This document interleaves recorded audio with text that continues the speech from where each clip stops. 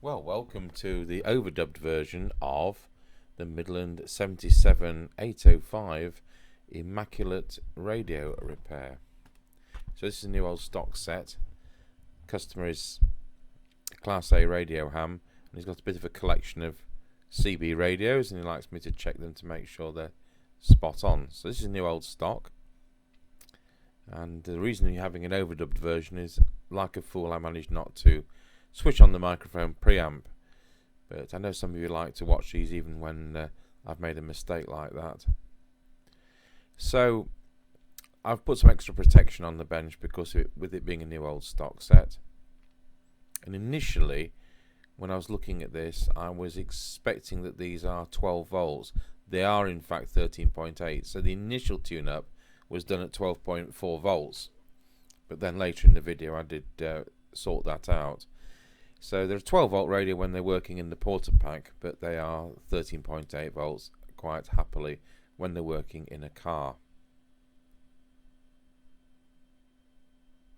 So you haven't got an internal loudspeaker on these because, if you bear in mind it's a transportable, it comes with a speaker microphone. So the speaker and the microphone are one of the same. It switches the actual loudspeaker through a matching transformer in the microphone to make it into a microphone when you're in transmit mode. So that would be the speaker lid if it had a speaker in it, to reveal the component side. And as you can see, it's absolutely immaculate.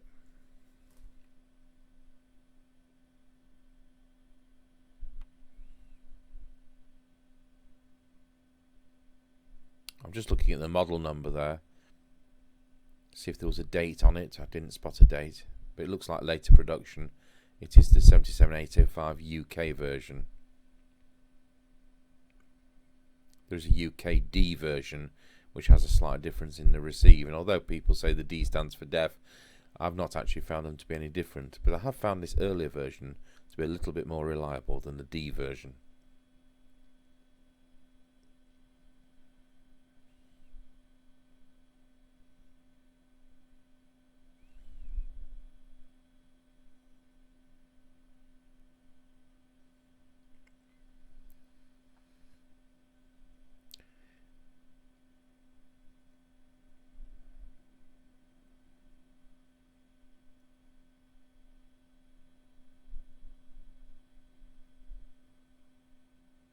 So as you can see, you can switch the display on and off on this version, with it being a transportable, and that saves power when you're running it on batteries. So if you ever get hold of one of these sets and the display doesn't light up, well, just make sure that it's actually switched on. Push on, push off. So just connecting it now to the test instruments. So that's put the aerial connector to the test set, and that's put the test set loudspeaker in as well, so we can read the SINAD and all that.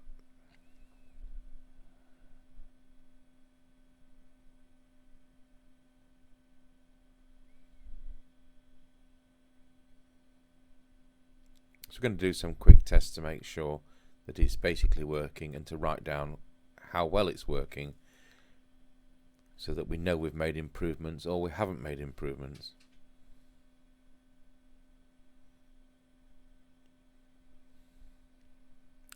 So we're on channel 20.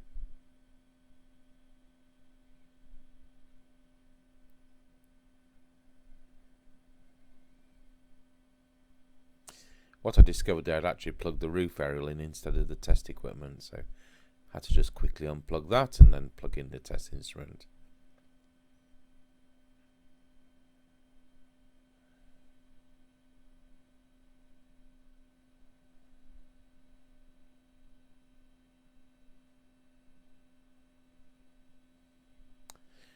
So as it comes at 12.4 volts, it's doing 2.5 watts. And of course I should have been testing it at 13.8. Nothing else will have been affected by that voltage being low. So slightly off frequency, not noticeably, not illegally, just needs pulling up a bit. The reference crystal drops naturally with age, but the deviation is 1.3 kilohertz, so it'd be as quiet as a mouse. and you can tell it's new old stock, it's not being fiddled with, and that should be 2.2 as an average, with an absolute maximum of 2.5, but 1.3 is far too quiet. The signal is just not wide enough for it to be resolved properly. It's not volume you're altering with deviation, it's the width.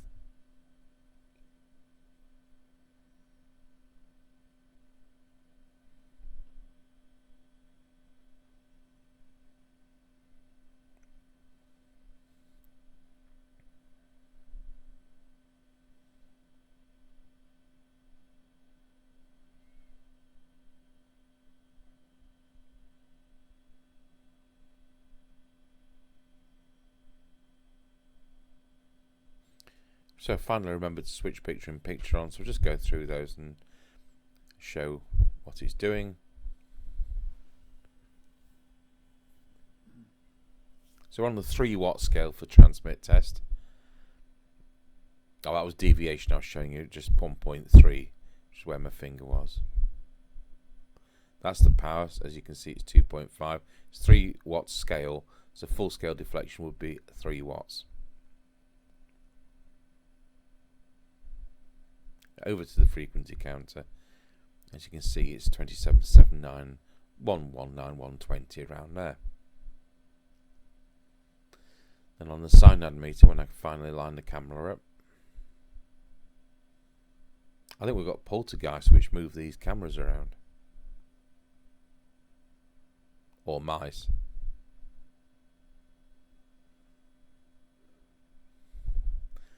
There we are. I've got the synad meter set to 12 dB, which is the industry standard, and then we'll see how much signal it read it off on the attenuator.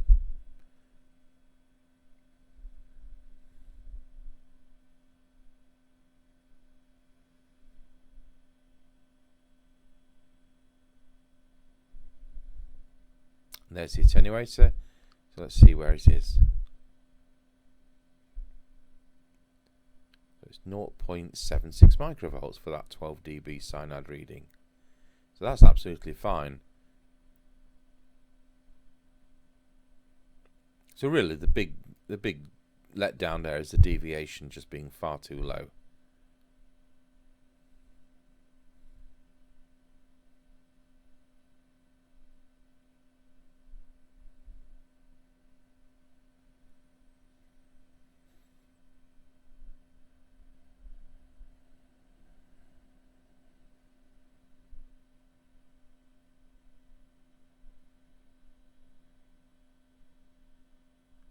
So we'll move on to tuning up the transmitter. I think we're going to set the frequency first.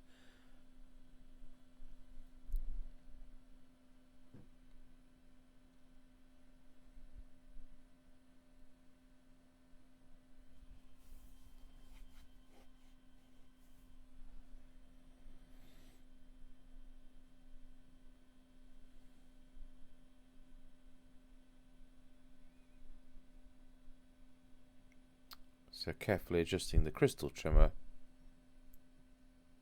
just bring that up very slightly above where it should be, so that it's got a bit of headroom to drop with age. So I like to set them around about 79127, something like that.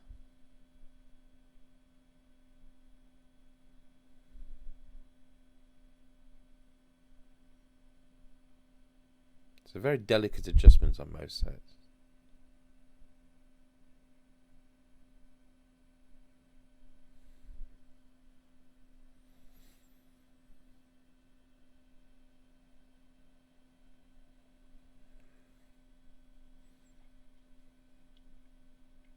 Right, I'm just going to tune up the transmitter. I say, remember it's at 12.4 volts. We later need to just back it down a bit when I get it on 13.8. We're on the 3 watt scale. Oh, we are when I switch back from the frequency counter.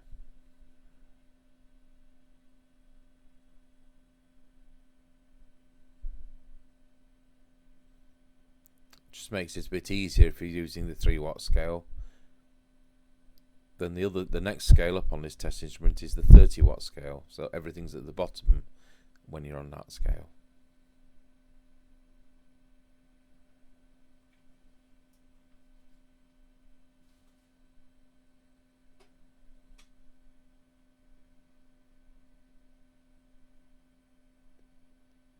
So we've managed to get it up from 2.5 to 2.65 at this point.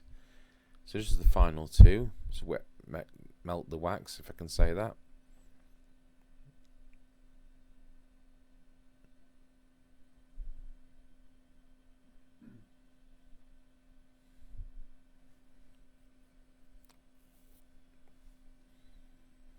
Have another go at melting the wax. It's a bit cold today. It's recording this on the 19th of January 2023, and it's like 1 degree, so there's only a 500 watt heater on in that workshop, so things aren't going to warm up that much. It needed a bit more soldering iron on it today.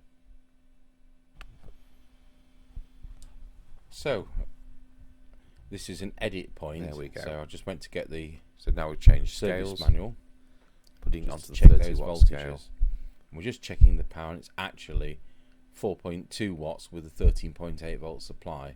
So you just need to back that off a little bit. I think we got it up to about 3.5 until I realised you could put more volts through it. So once again, we'll just melt the... So I went to go and get the service manual at this point, and that was the discovery off, so it was a bit slow doing it.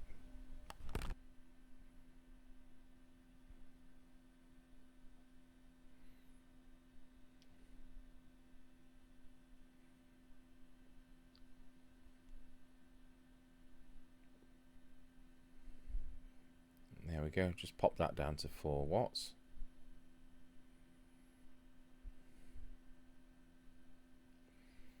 Tidy up the wax.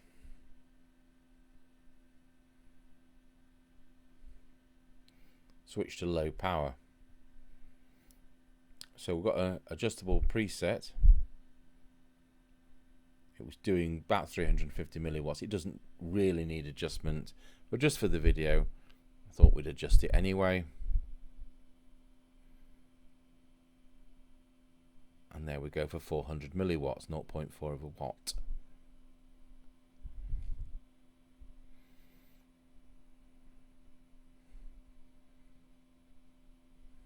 So we should have one light on the meter, which we have. And then in the 4 watt position, you should have 4 lights on the meter. Remember, it's a relative power meter, so it is subject to your SWR. So just wanted to set the meter, and straight away I said it was the lower control, and it isn't the lower control, it's the upper control. That is the S meter. So that didn't get us anywhere. That's despite having the service manual in... I didn't say that right, did I? Service manual in front of me. So I don't know whether there's an error in that or an error in my brain, but there we go.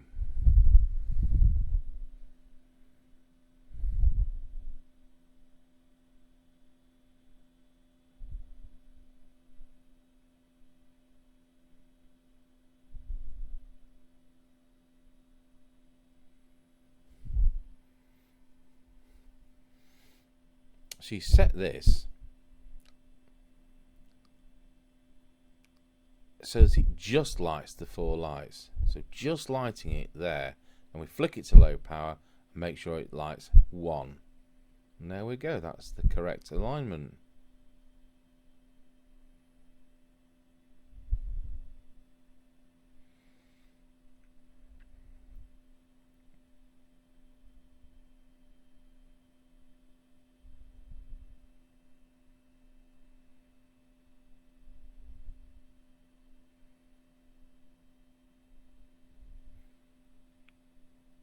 So let's do the deviation.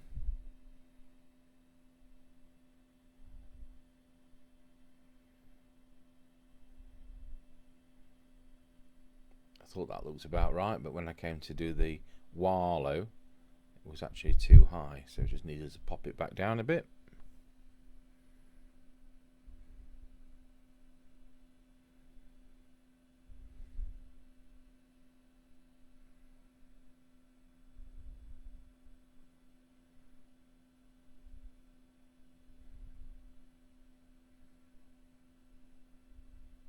Third time lucky, just fine adjustment.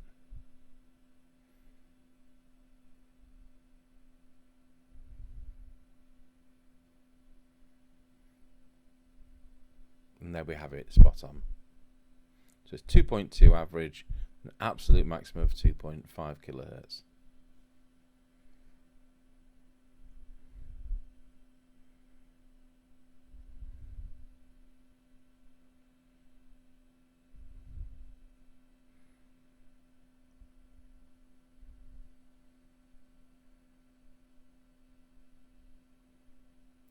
Right, so now we can turn our attention to the receive.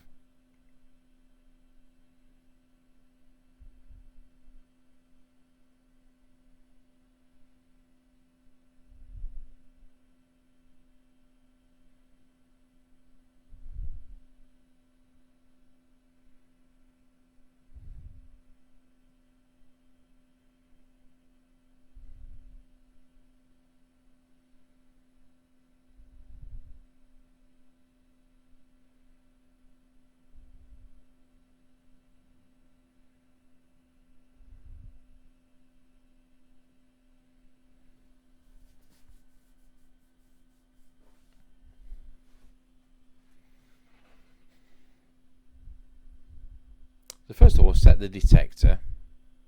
And so the oscilloscope is just connected across the output of the extension speaker socket. There's nothing clever about it, we're just looking at audio. And with a 100 microvolt signal, the idea is to just maximize that sine wave from your signal generator. And it was a bit out on this radio despite it being new old stock. So now with the sine meter set up at about 4 dB,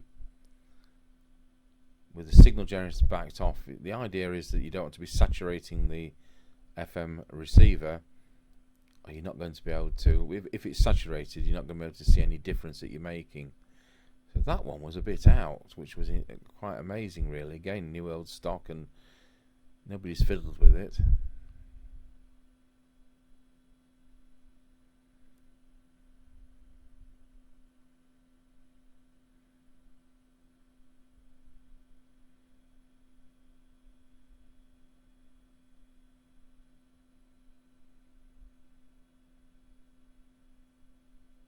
So for 12 dB side out, which is what I'm setting the signal generator to now, just read off what it is on the attenuator.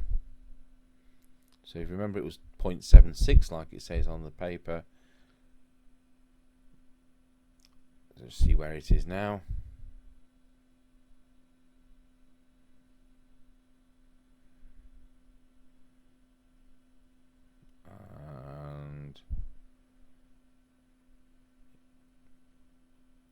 Here's the figure.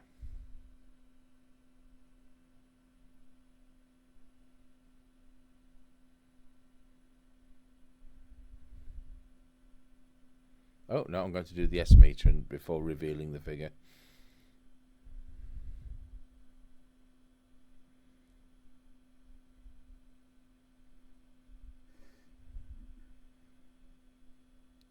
So S9 is the third light, plus 30 is the fourth one.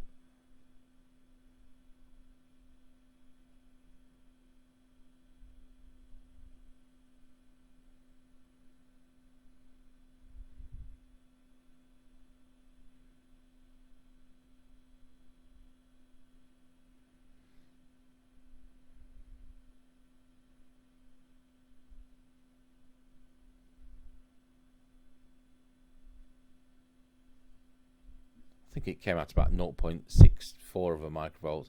There was quite a difference anyway. So at this point we're going to set the squelch up.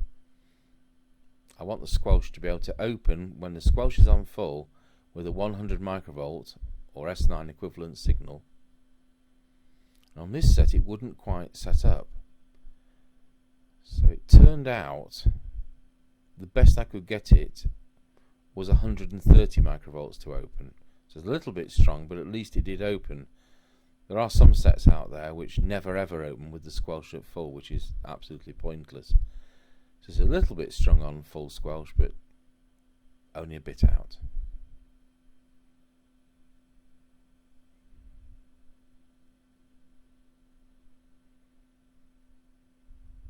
we're turning the signal generator to 0.3 of a microvolt and then switching it to standby. The red light on the inset picture shows that the signal generator is on standby. So we set the squelch to the threshold, and then when we switch the signal generator on, we see where it opens up at minimum threshold setting. It just about came in at 0.3. So when I actually go into the attenuator, it was opening around 0.34 and it was closing around about 0.22. So it's nice and sensitive. It's going to work nicely around scratchy corner.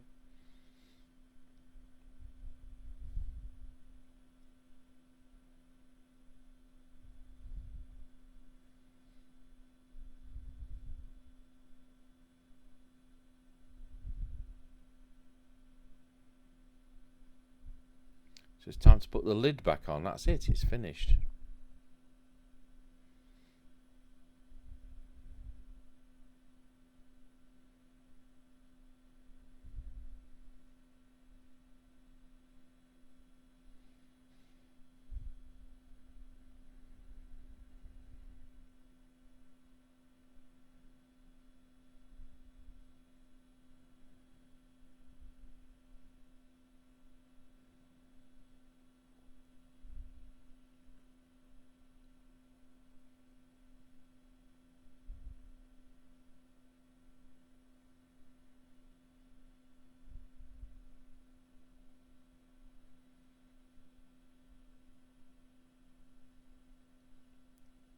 So when I discovered I'd not got any sound on this, I thought, shall I just scrap it and send it back to the customer? And I thought, no, we'll do an overdub because it may be appreciated by somebody.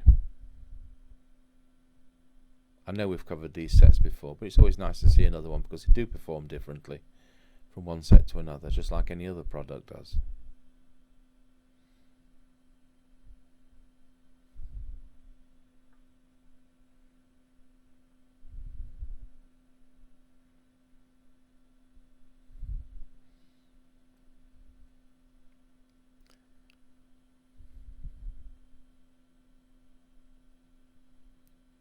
Right, so it's time to unplug the test equipment and switch that off. So for the first time we'll hear what the speaker mic sounds like, except we won't because I didn't record the sound.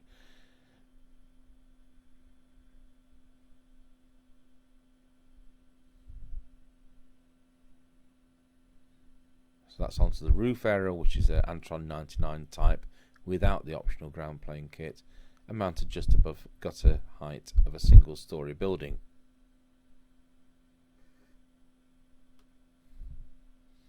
Of course, we came disconnected from the fag lighter plug.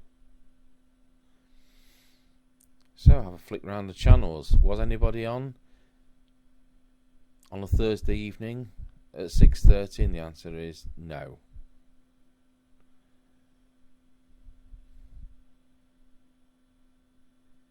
One Niner Roger, nothing. Flick round the channels, just a bit of noise here and there, but nobody within 35 miles that I'm likely to pick up.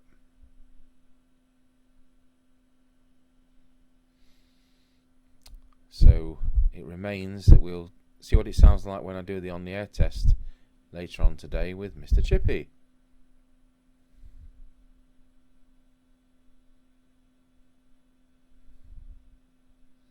I know we've got a TRC 1007 realistic handheld to do. I know we've got a Bannerton Route 66. I think it's a Mark 1 to do. We've got a Uniden 100, which has been very kind, or an Audio Line 341 or the other, which has been very kindly donated to me.